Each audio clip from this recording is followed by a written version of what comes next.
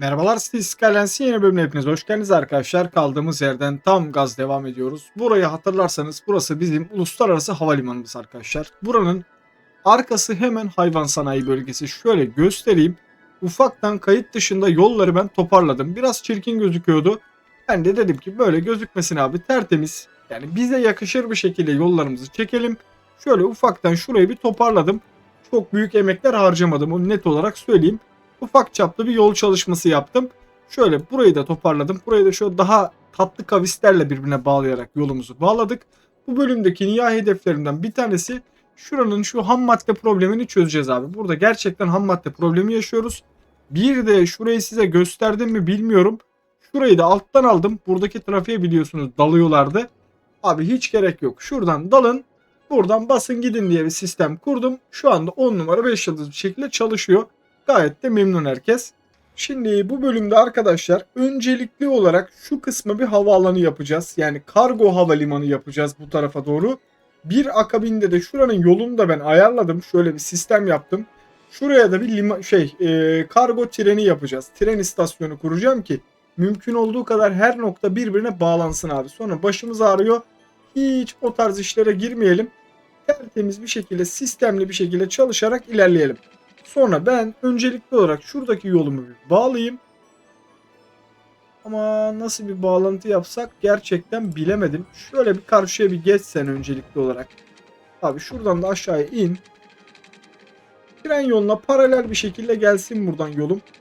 Biraz daha yaklaşabilirsin abi. Şuradan da aşağıya dalacağım. Yani amacım, niyetim şu. Bu tarafı da birbirine bağlamak. İki nokta arasındaki bağlantıyı mümkün olduğu kadar düzgün bir şekilde sağlayalım. Daha sonra abi burada yok öyle oldu böyle oldu gibi sıkıntılara kesinlikle mahal vermeyelim. Yani hem burayı kullanabilelim, havalimanını. Aynı şekilde gene burada otobüstür vesairedir, ıvırdır zıvırdır, bayağı bir tesisimiz var. Şuradaki tesisi de hatta direkt faaliyete açalım. Hiç lafı uzatmadan ufak ufak buradaki işlemlere başlayalım. Şey de diyebilirsiniz abi, bu tren istasyonunu buraya da çekebilirdik. Onu da yapabilirdik ama biz şimdilik buraya aktaralım. Yani araçları belli noktalarda sıkıştırmayalım. Elimizden geldiği kadar dağıtarak ilerlemeye çalışalım. Ondan sonra korkunç bir tren trafiği oluyor. En azından onu ince ince önlemiş oluruz bu şekilde. Su hattını ben hemen alayım abi. Şurada vardır zaten su. Bağladım değil mi? Tamam, bağladım. Bazen öyle oluyor arkadaşlar. Elimden kaçıyor. Bağlayamıyorum. Böyle boşlukta falan kalıyor. Hiç o tarz riske girmeyelim. Şurayı da kullanalım. Bak, buraya 10 numara 5 yıldız bir mekan yapılır. Yani buraya da vatandaşlar evlerini atar, ne bileyim takılırlar, tatlı tatlı kuytu tenha bir bölge. Bence burayı da kullanabiliriz diye düşünüyorum. Şöyle vatandaşlarım için burada da güzel güzel evlerini yapıp bence tatlı tatlı takılabilecekleri bir mekan hazırlayabiliriz. Şuradaki ana cadde üstünü tren yolunun yani sağ tarafını onlara şeye ayırırız. Alışveriş merkezleri olarak ayırırız. Kalan kısma da yerleşsinler abi, tatlı tatlı burada 10 numara 5 yıldız mekanlar bence çıkar. Niye çıkmasın ki? Hatta şurayı da boyarım. Tamam mı? Şöyle güzelce burayı da boyarım abicim. Akabinde şuraya da uzmanlıktan kendi kendine yeten binalardan veririm. Zaten konut ihtiyacım var. Çık abicim şuraya güzel güzel binalar. Bizim buradaki tesisimiz de faaliyete girsin. Yani burada da bir şeyler yapalım. Niye olmasın ki abi? Şehrin her noktasında farklı farklı yerlerde binalar yetişsin. Hemen önündeki araziyi de şuradaki araziyi de binalara verelim. Şu tarafa çıkmayın. Tren yolunun o tarafına çok gitmeyin abi. Burada bence çok güzel işler başarabilirsiniz. Şu tarafa da gelme. Siz de bu tarafa doğru gelmeyin. Mümkün olduğu kadar dediğim gibi sistemli bir şekilde burada çıkarsak hiçbir sorun kalmadan çok tatlı bir şekilde ilerleriz diye düşünüyorum.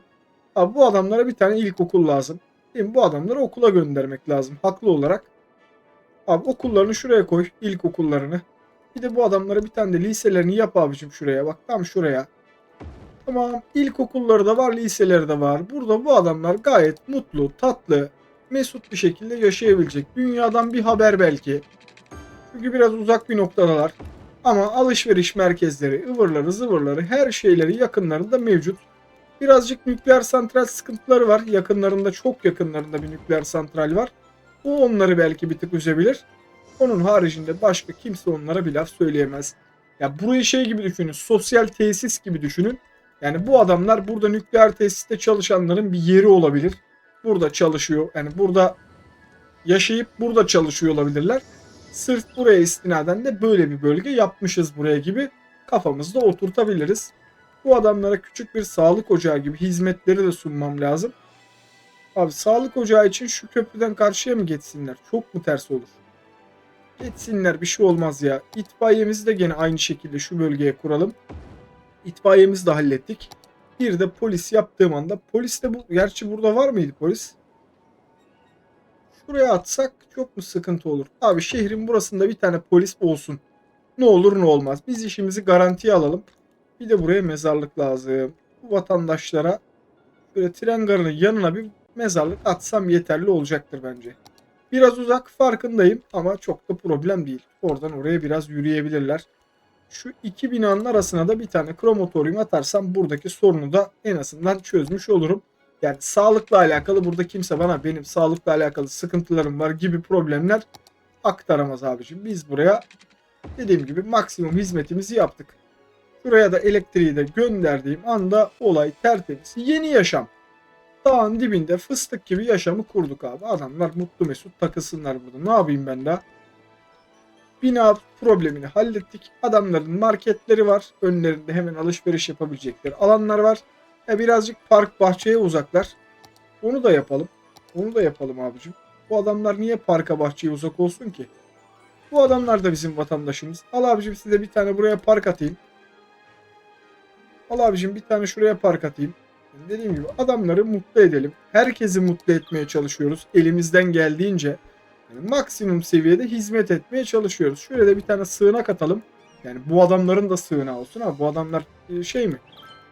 Garip mi? Değil. Bu adamların da olsun abi sığınağı.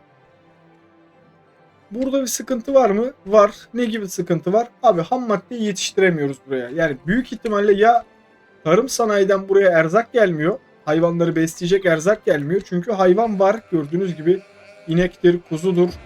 Böyle domuz beslemiyoruz aslında biz. Abi yayla ineğine çevirelim şunu. Bu ham madde yok problemi olanları inek ve yayla ineği olarak değiştireyim. Hepsi kuzuda çünkü. Birazcık kuzu problemim var. Şehirde kuzu yok galiba. İnek ve yayla ineği olarak değiştirelim. Her telden canlıya ihtiyacımız var abicim. İnek, yayla ineği. Tamam sen kuzu kal. Dediğim gibi bize süt lazım, deri lazım, işte ne bileyim aklınıza gelebilecek peynir lazım. Bu vatandaşları bir şekilde bizim beslememiz gerekiyor. Dışarıdan ham madde almamaya çalışıyoruz. Elimizden geldiği kadar kendimiz yetiştirerek bir şey yapmaya çalışıyoruz. Tamam şu anda bayağı bir şeyler oldu. Buralara ham madde gelecektir. Yani şuralardan ürünler çıkmaya başladıkça yukarılara doğru da ürün taşıyacaklardır diye ümit ediyorum. Alt taraf komple tesis arkadaşlar. Yani hayvanları baktığımız alanlar gördüğünüz gibi alt taraflarda yığılı. Burası komple mera, hayvan merası. Hemen üstüne çıktığınız anda da şuradan şehrin yanından çıktığınız anda da kesimhaneler, sağımhaneler aklınıza ne geliyorsa ahırlar mahırlar da hepsi de üst katmanda yani bir tık daha tepe noktadan bu vadiye bakıyorlar. Böyle bir sistem kurduk buraya. Şimdi gelelim buraya bir tane de kargo havalimanı inşa etme işine gelelim. Yani dediğim gibi ham maddeyi mümkün olduğu kadar her noktadan çekmeye çalışıyorum. Kargo havalimanı var. Kargo havalimanı merkezi var. Acaba hangisini kursak bizim için daha hayırlı olur? Bu biraz daha büyük galiba. Bu biraz daha küçük sanırım. Anladığım kadarıyla öyle bir derdimiz var. Çok da bir şey yok. Ufaktan bir arkayı sağa solu düzelttiğim anda büyük ihtimalle buraya oturacak gibi duruyor. Abi şurayı bana bir indirirsen hafiften çok gitmeme gerek yok. Tamam şu anda tertemiz bir şekilde şu şuraya oturur.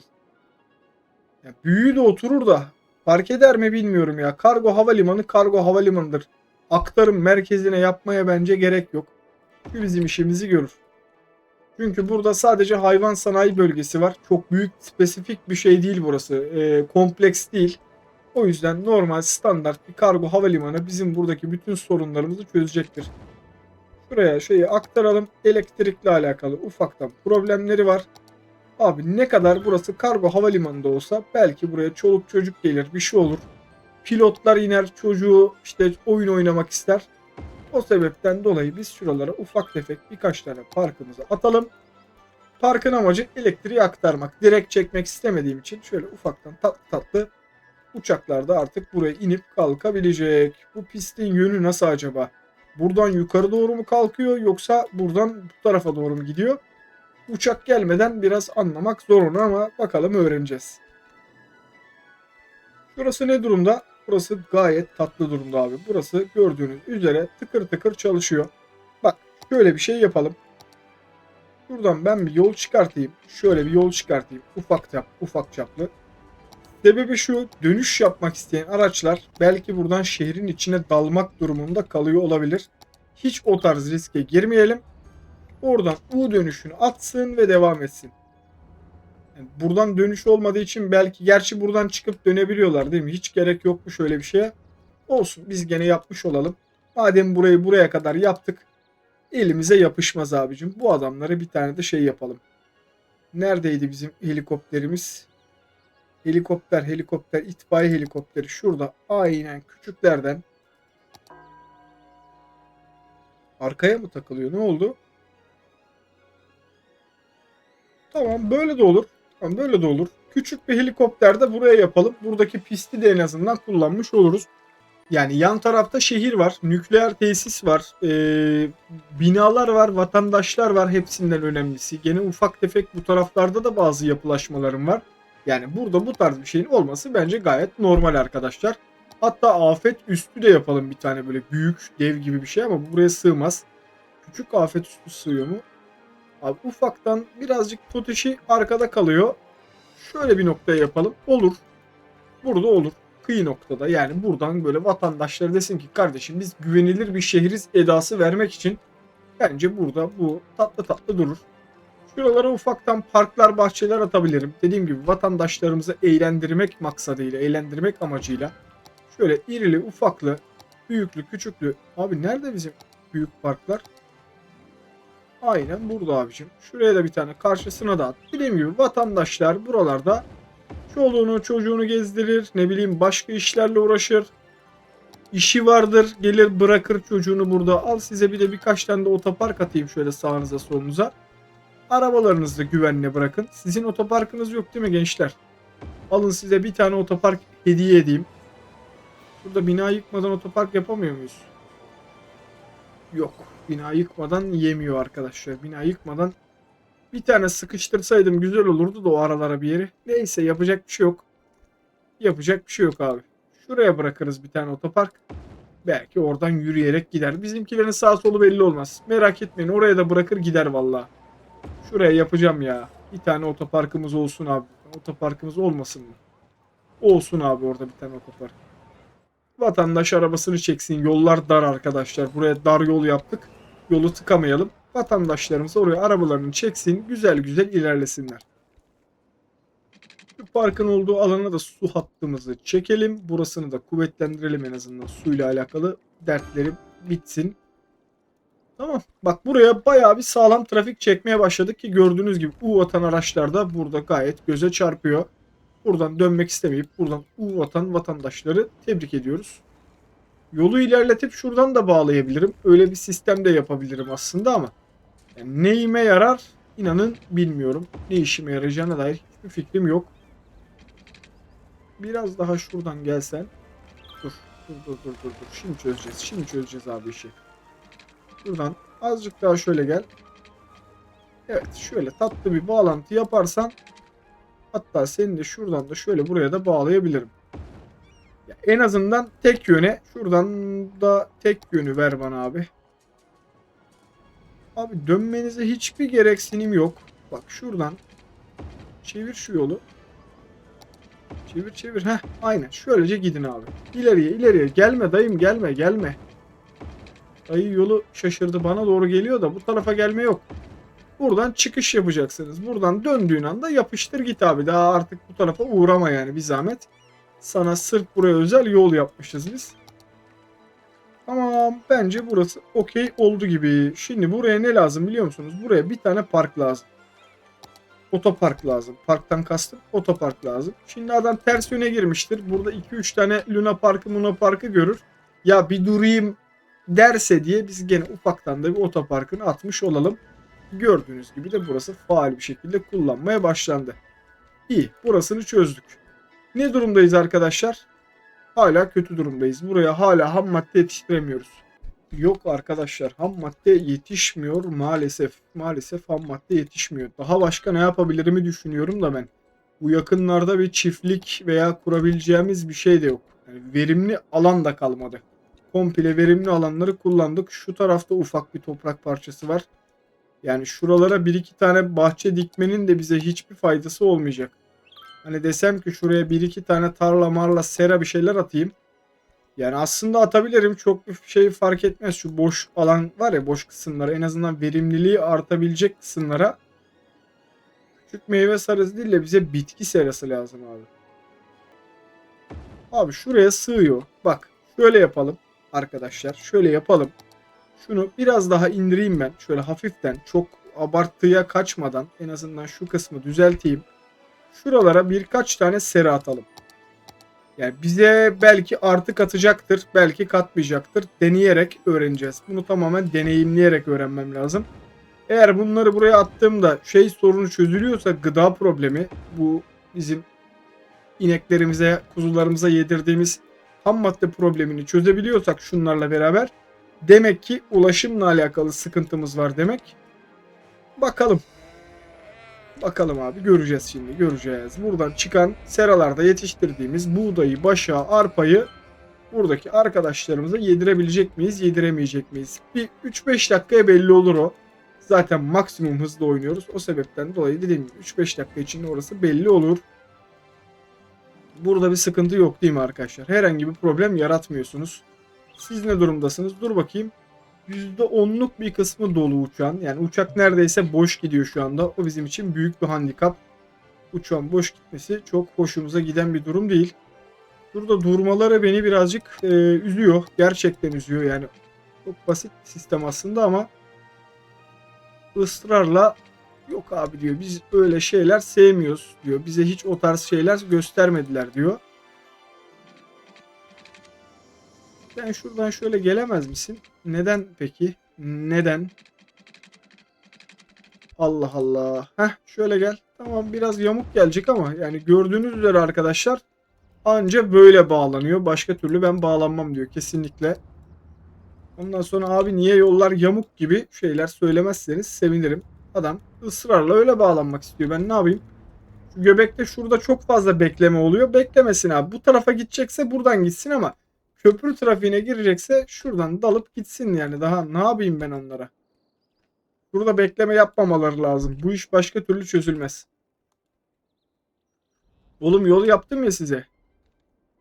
Daha nasıl bir şey istiyorsunuz acaba? Ben anlamadım ki vallahi sizin derdinizi. Al bir de şuradan şöyle bağlayayım. Yani alabildiğinizde her noktadan sizi rahat bir şekilde göndermek için elimden gelen her şeyi yapıyorum ama maalesef vatandaşlarım ısrarla biz sevmiyoruz böyle şeyler. Bize eziyet et gibi sıkıntılı kelimeler kullanıyorlar. Canları sağ olsun, canları sağ olsun abi. Bizim üniversitemiz bir seviye daha atladı bu arada arkadaşlar. Biz başka işlerle uğraşırken bir de müzik, belki şarkı markı, nota bir şeyler burada mırıldansınlar. Biz de üniversitemizin ikinci aşamasına devam edelim. En son ne yaptığımıza dair bir fikrim yok. Hatırlamıyorum. Spor salonu yapmış olabilir miyim? Şu spor salonu, evet. Liberal sanatlar kafeteryamız var mı? Şu kafeterya mı acaba? Evet, şu da kafeterya. Şunu da yaptık, doğru hatırladım. Bundan var mı? Yok bence arkadaşlar. Kütüphanemiz yok. Bir bakayım. Kütüphane görüyor musunuz? Ben görmüyorum. Kütüphanemiz yok. Tamam, kütüphanemizi yapalım abicim. Eksiklerimizi yerleştirelim. Bir kütüphanemizi koyduk. Sanat kulübü. Abi sanat içindir anlayışıyla şuraya bir tane sanatçıları yukarı mecraya doğru yerleştirelim. Şimdi bu adamlar mezun olduğunda bu adamlar güzel yerde mezuniyet yapmak ister. Al abicim size mezuniyet alanı. Fıstık gibi mezuniyet alanı. Heykel. Heykel önemli abi. Heykel önemli. Şuraya bir tane heykel dikelim. Kampüsün yanına dikelim abi heykelimizi. Girerken görünsün direkt. Heykeller gözüksün abi girerken. Bir tane de şundan dikelim. Başka açılan bir okulumuz var mı? çevre araştırma okulları gelmiş. Çevre araştırma okulları. Abi çevre araştırma okullarında şöyle çevir.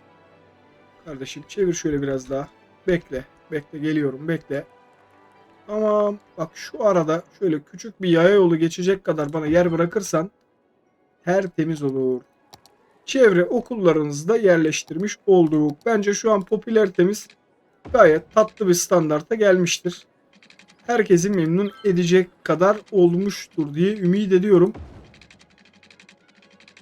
Aradan geçmezsin değil mi sen? Geçmezsin abi. O ara sana yaramaz. Sen de ne yap? Buradan gel. Biraz arkadan dolaşsınlar. Yapacak bir şey yok. Birazcık dolaştıracağım öğrencileri ama bir şekilde bu işi halletmiş oluruz. Ne durumdayız? Kampüs çekiciliğimiz gayet iyi durumda. 3 akademik çalışma yani 3 yıl geçirmem lazım 4. seviyeye geçmek için. Bir de öğrenci sayısına ulaşmamız gerekiyor. Öğrenci kolay abi. Şehir ağzına kadar adam dolu. Okuyacak. Adam olacak. Adamlarla dolu şehir. O yüzden dolayı herhangi bir sıkıntı yaşayacağımı zannetmiyorum. Tren istasyonu popülaritesini korumaya devam ediyor. Gördüğünüz gibi akın akın vatandaşlar, şöyle göstereyim, zibil gibi akıyorlar abi tren istasyonuna doğru. Bu kompakt sistem güzel oldu. En azından vatandaşlar bölünmüyor yani. Yarısı burada yarısı burada bayağı bir eziyet çekiyorlardı. Şimdi daha stabil bir şekilde çalışarak işleri yürütmeye çalışıyoruz. Gel abi şuraya birazcık bina ver. Şuraya bina ver abi. Burası bizim TOKİ alanlarımızın devamı olacağı için şuralara doğru gidelim. Tamam. Şöyle buraları da yerleştirelim. Buradan arkaya doğru çıkarız. Bu arkalar bizim zaten. Oralara doğru da TOKİ'leri geliştiririz. Dediğim gibi merkez, çarşı 10 numara abi. Şuraya bak. Çarşıya bak. Adamlar akıyorlar burada ya. Luna Parklar, monoraylar. Kaç kişi kullanmış abi? 148 vatandaşımız buradaki monorayı aktif olarak kullanmış. Trafik problemi de buralarda şimdilik gözükmüyor. Sadece şu girişte ufak sıkıntımız var. Ya bu kadar da kadı kızında da olur. Yani daha ne diyeyim abi. Bu kadar da kadı kızında olur. Tamam akıcı bir trafiğimiz var. Trafik var ona eminim. Ondan yana bir sıkıntım yok. Yok diye söylemiyorum ama ufak, tatlış, minik. Yani şunu trafikten sayıyor. Burası akıyor arkadaşlar. İstanbul'daki vatandaşlar ben eminim şu trafiğin canına minnettir şöyle bir trafik. En azından akar bir trafiğimiz var. AVM'mizin önü arkası gayet kalabalık. 209 vatandaş bu hafta AVM'yi ziyaret etmiş. Biraz sayımız az ama olsun toparlayacaktır. Otellerimiz ne durumda abi? Gayet de mutlular. Gayet de mutlu otellerimiz. Bizim kendi devlet otelimiz ne durumda abi? 200 kapasiteli otele bir haftada 124 ziyaretçi gelmiş. Ben memnunum.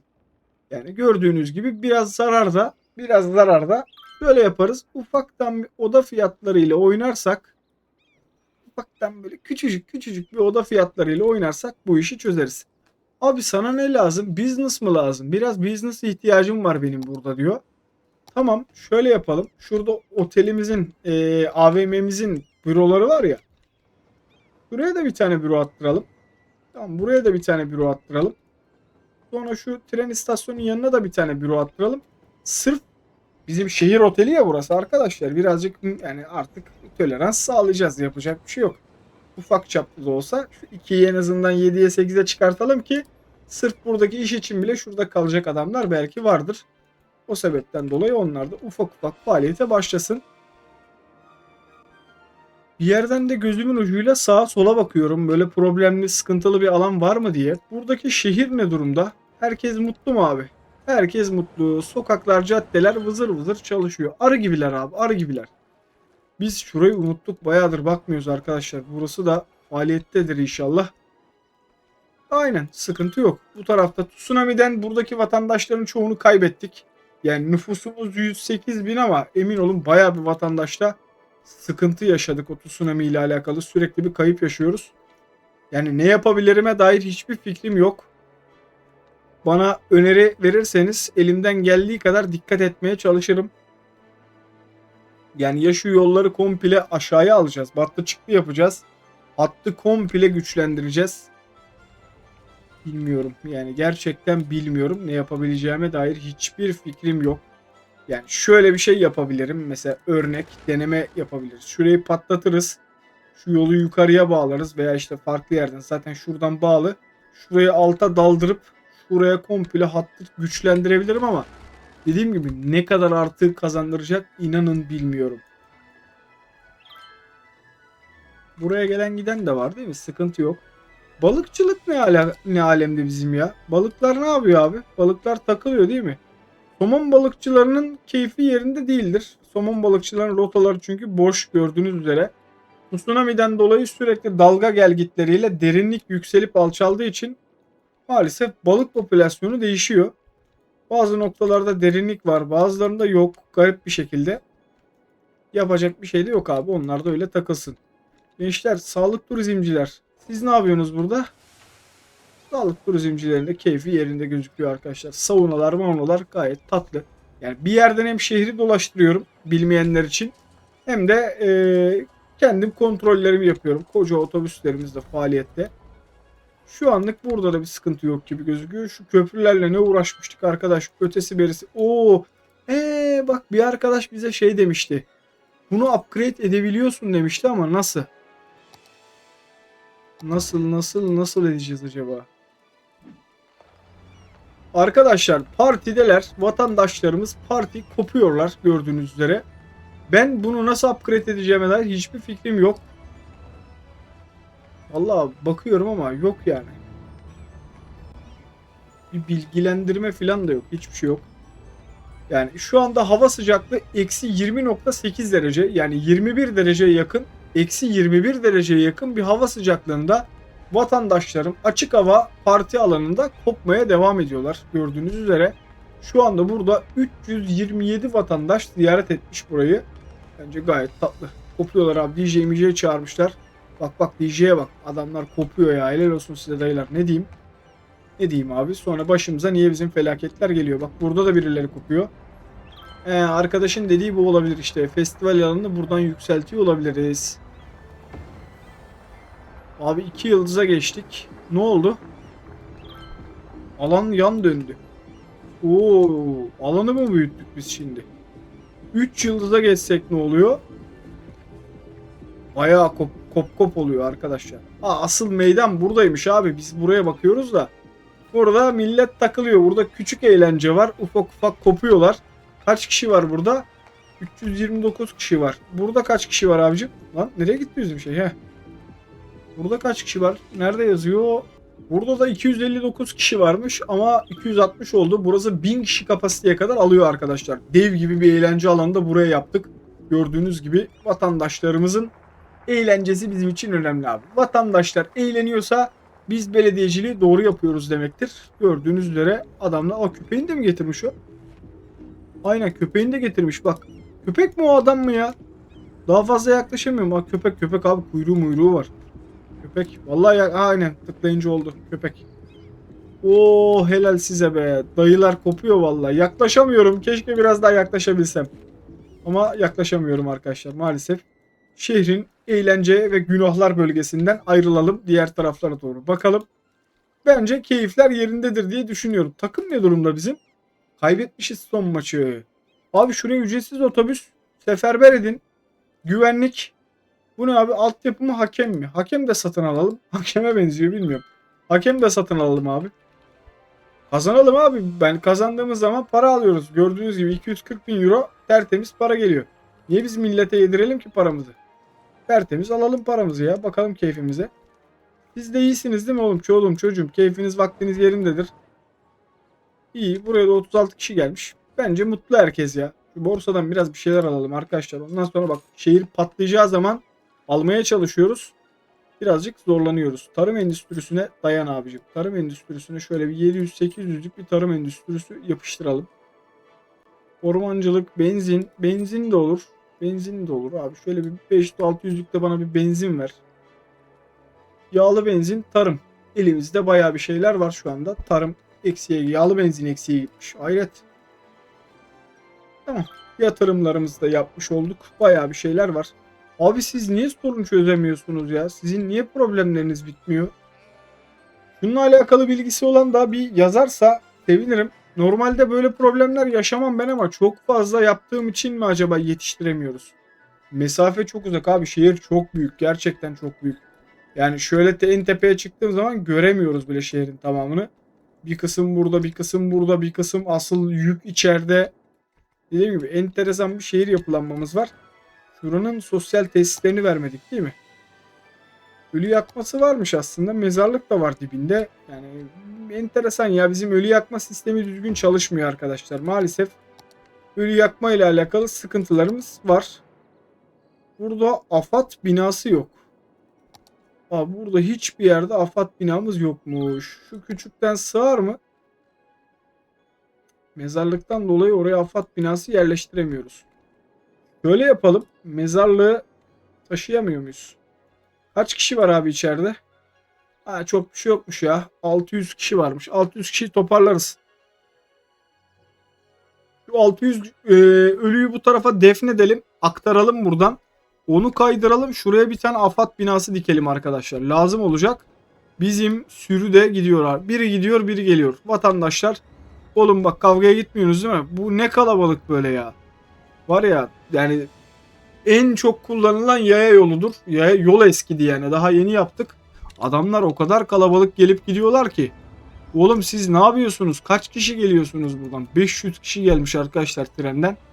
Ama bir sürü tren istasyonu var. Biri oraya gidiyor, biri oraya gidiyor. Dediğim gibi vatandaşlar mutlu. Vatandaşlar mutluysa başkan mutlu abi. Başkanın yapabileceği bir şey yok. Şurayı boşaltın hadi gençler, hadi. Ya şunu alıp geçeyim, hiç uğraşmayayım arkadaşlar. Şunu Movit'le şimdilik şuraya aktarayım. Şurada şunlar bir şunu boşalta dursun. Ben şuraya AFAD binamı dikeyim. Vakit kaybetmeyelim. Boşalttıkları zaman düzgün bir formata çeviririz. AFAD binası şu büyük sığar şimdi buraya değil mi? Burası toplu konutların olduğu yer. Burada AFAD lazım olur. Bak demedi demeyin, lazım olur arkadaşlar. Bunlar herhangi bir göktaşı düşer, buraya tsunami gelmez diye tahmin ediyorum. Göktaşı olur, hortum olur, kasırga olur. AFAD bize lazım. AFAD lazım abi. O yüzden orada takılsın o şimdi kendi kendine. Tamam. Burası da okey. Nüfusumuz 110 bine dayandı. Buralara daha ulaşımla alakalı eksiklerimiz var. Yeni yerleşim bölgesi olduğu için burada ufak tefek ulaşım eksiklerimiz var. Onları da hallederiz. Bir dahaki bölümde o işe gireriz. Tarım sanayiye bir dokundum ama ufaktan dokunuş yetmedi. Oraya da bir modifikasyon lazım. Yani hiçbir şey değişmedi. Kuzuyu inek yapmıştık. İnek mi yok acaba? Ben onu da anlamadım ki.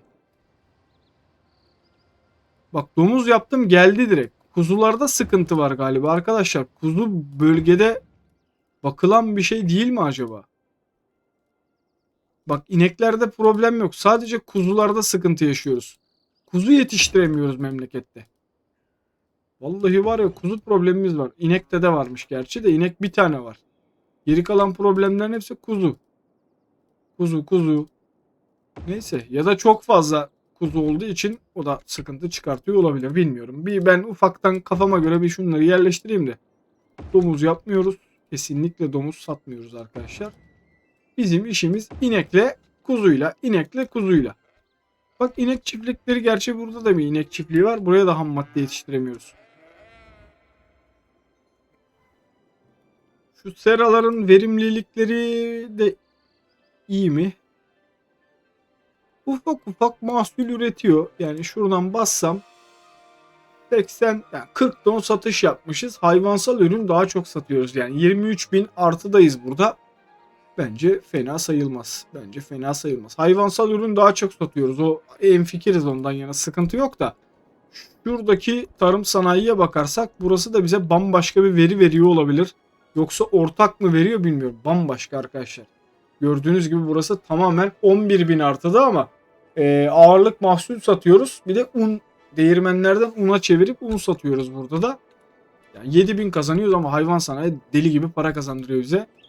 Kurban da yaklaşıyor. Bu sebepten dolayı ineklere, öküzlere iyi bakmamız lazım. Malum bizim gelir kaynağımız onlar. Yani desem ki trafik var, gelmiyor, alakası yok. Trafik de yok. Gördüğünüz gibi bayağı bir sorunu çözdük burada. Rahat akar bir trafiğimiz var. Havaalanı yaptık ham madde yetiştiremiyorsalar diye.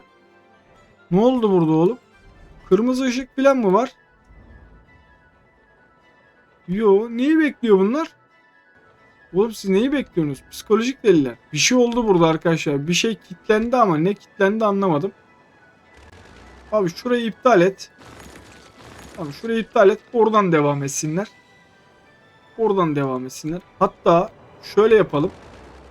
Yani şu havaalanından çıkan adamları hiç darlamayalım biz. Şuradan da şöyle kapatıp gitsinler abicim. Al buraya kadar bağlan. Buraya bağlan. Oradan yapıştırın gidin abi. Hiç buradaki trafikle uğraşmayın siz. Buraya bağladık. Geri gelmek isterseler oradan çıkıp dönsünler. Hiç buranın trafiğini bozmasınlar abi. Benim hiç burayla işim yok. Yapıştırın abi oradan. Battı çıktıdan doğru şehrin dışına. Hadi. Hadi aslanlarım. Siz buradan uluslararası havalimanından gelip de şeye gelecek haliniz yok. Tarım sanayinin olduğu bölgeye gelecek haliniz yok. Siz buradan yardırın şehirden çıkın. Şuradan gelen vatandaşlarım da böylece dönsün. Benim şu anda sadece en büyük sorunum ne? Aslında yok. Aynen şu anda problem yok. Buradan çok rahat bir şekilde hareket edebiliyor olmaları lazım. Çift kanat bağlıyken daha hızlı akıyordu trafik. Şu an tek kanatta sıkıntı var. Tek kanat bağlantıda gerçekten problem yaşıyoruz. Belki şuradan alıp böyle bu tarafa da bir bağlantı atarız ama o sonraki işler. Aynen trafik şu anda problem çözüldü. Uçaklar bir anda gelince büyük ihtimalle yetiştiremedik şeyleri. Ne getirdin bize? Boş. Ne getirdin? %5 ile gidiyor arkadaşlar. Yani şu an o kaldırdığımız uçak bize yakıt parasını çıkartmıyor. Öyle söyleyeyim. Yakıt parasını kurtarmıyor yani. Burada bayağı bir trafik toplanmış. Gördüğünüz gibi tren istasyonumuz aktif bir şekilde çalışıyor. Şuraya da çekebiliriz tren istasyonunu ama diyorum ya sonraki işlerde artık onlara bakarız ufak ufak. Arkadaşlar bölümü de kapatmış olalım. Bölümün sonu diyelim. Umarım bölümü beğenmişsinizdir. Beğendiyseniz beğenip paylaşmayı unutmazsanız çok sevinirim. Kendinize iyi bakın. Hoşça kalın diyeyim. Ben de şuraya birkaç tane ağaç atayım. Buradaki adam biraz üzülüyor. Bir dahaki bölümde gözünüzün ucu burada olsun. Şu ağaçlar sonrasında belki adamın sıkıntısını halletmiş oluruz. Ses problemini ama oradan mı kaynaklanıyor onu bilmiyoruz. Bakacağız. Aynen oradan kaynaklanıyormuş. Bakalım bir dahaki bölümde buradaki ses problemi çözülürse demek ki adam mutlu mesut kendine gelmiş demektir. Hoşça kalın.